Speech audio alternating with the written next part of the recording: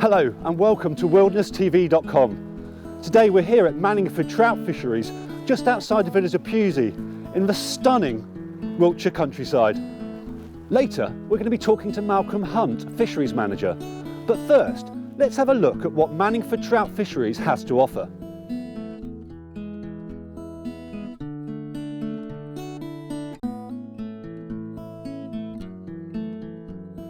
Manningford Trout Fishery is set in the heart of a Pewsey Vale and consists of 3 well-stocked lakes and 2.5 miles of the River Avon. Manor Lake, the biggest of the lakes, is about 4.5 acres and is stocked with rainbows, brown and the odd blue trout. Squires Lake is a little more cosy at 1.5 acres, but once again it's well stocked with rainbows and browns. But that's not all. Manningford have a third lake, which is solely a catch and release lake. It's not big, but if you've already bagged up, it's a great place to while away the rest of the day. Other facilities include a brand new fishing lodge where you can take a break and relax. It has a picnic area, toilets and hand washing facilities, and a large car park. And those social fishermen amongst you can even enjoy an excellent pub lunch in the nearby Woodbridge Inn. Manningford fisheries are fed by the waters of the Avon, and, as already mentioned, 2.5 miles of this pristine, intimate chalk stream is available for you to fish. The River Avon is a delight for any angler. Ideal for a light outfit, the river is a perfect opportunity for classic sight fishing with both nymph and dry flies. The river has a natural head of brown trout and grayling, which are supplemented by carefully selected trout reared on the on-site fish farm. The fishing is suitable for bank anglers or those who prefer to wade. Malcolm Hunt is a fisheries manager here, and he's on hand to offer advice about what flies to use, what line, and where to catch the biggest trout. Let's go and track him down for a chat. What is your stocking policy? We work on a stocking policy of around about 80 fish per acre. Obviously that depends on the time of the year. You can have specific stocking policies, but you can have one day where you have 80 fish per acre, but then it's too easy. So then you have to readdress that for the following day. We are very lucky we've got our on-site fish farm, so we can stock throughout the entire day depending on difficulty. But both lakes are around about 80 fish per acre, because then you're catering for complete beginners, your novice angler, and then the experienced anglers can pretty much select the fish that they want. Normally the lake is pretty crystal clear. And why should people come here fishing? I think with any still water, it's the fact that you know that the fish are stocked in that lake. So on a river, you're never sure whether the fish are there, whereas in a still water, you're guaranteed that the fish are there. As long as you take the advice from customers that are already on the lake, and fishery staff, they know where the fish are going to be, what flies to use, what techniques. So it pretty much can guarantee you a good day's fishing. Manningford is a very picturesque water, 3 separate islands. All sides of the lake are completely different. You've got good coverage from the trees, or you've got the open areas for longer distance casting. We've tried to not over manicure the fishery, so you will notice looking around the lake there's a lot of trees that anglers will tend to look at and think, that tree shouldn't be there. However, I think I want to encourage the wildlife. We have resident swans, kingfishers, we've got 4 buzzards. We're in a perfect location. You can encourage wildlife to better your experience of the day. For this coming year, we've got a small selection of blues. It was just to add another dimension to the fishery.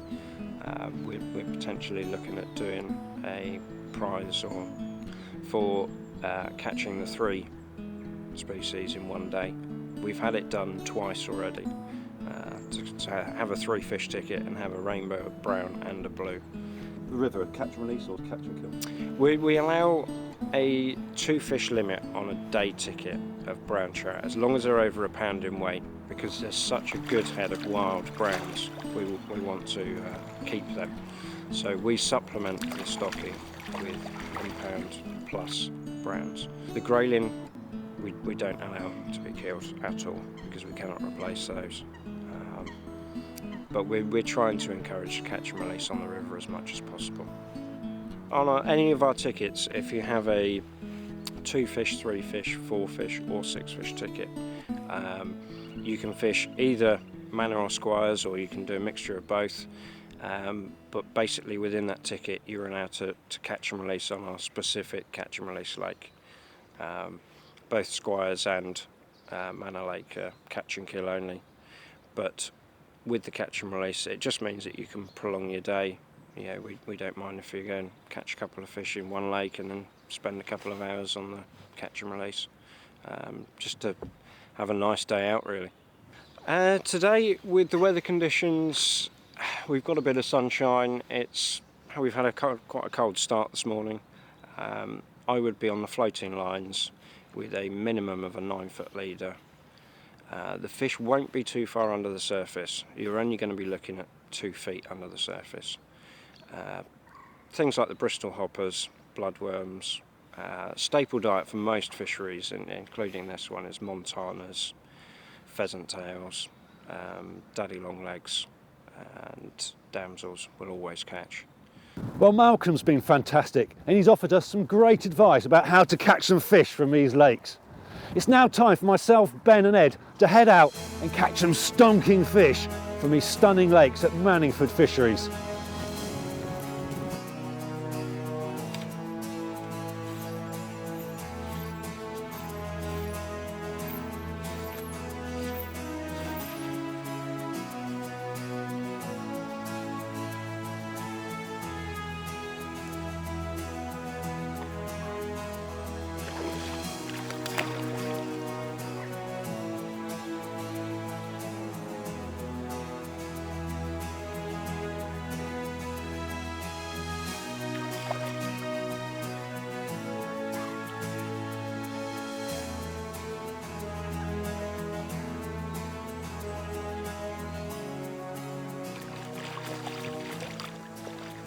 This is an absolutely stunning fish.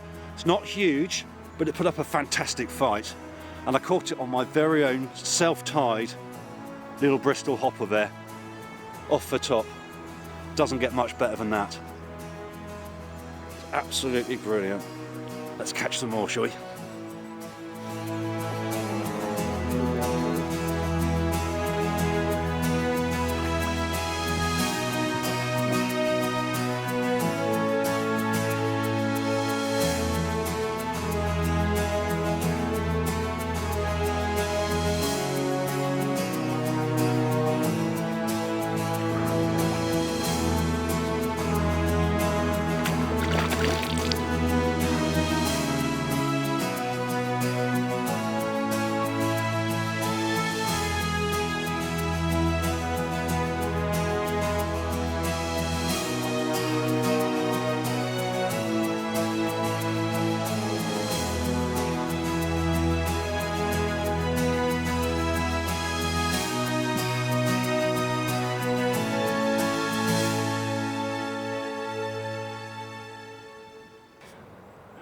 So the olive pattern today is doing the business.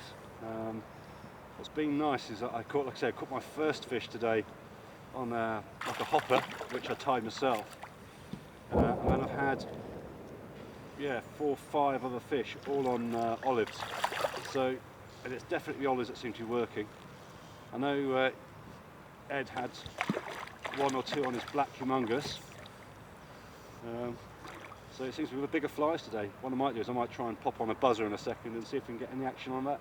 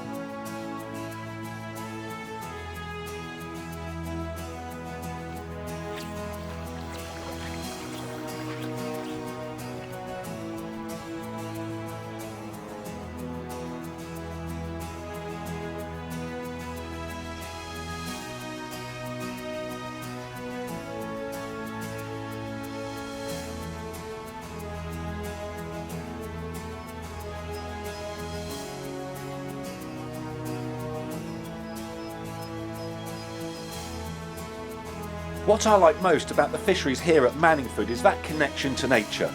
Although obviously well looked after and managed, the fishery doesn't feel too manicured, and with a little patience you might get to see all sorts of wildlife, which could include otters, kingfishers, buzzards and deer, not to mention the abundance of wild flora and fauna. Well, that's about it for this week's show. Wilderness TV have had a fantastic time fishing and filming here at Manningford Trout Fisheries in the stunning Wiltshire countryside. And we'll be back later in the year to film some top of the water action. For all the information you need to plan your trip here to Manningford Fisheries, just visit their website at www.manningfordtroutfishery.net. And don't forget to mention Wilderness TV. You never know, they might even make you a cuppa. We look forward to seeing you all again soon on the next episode of Wilderness TV.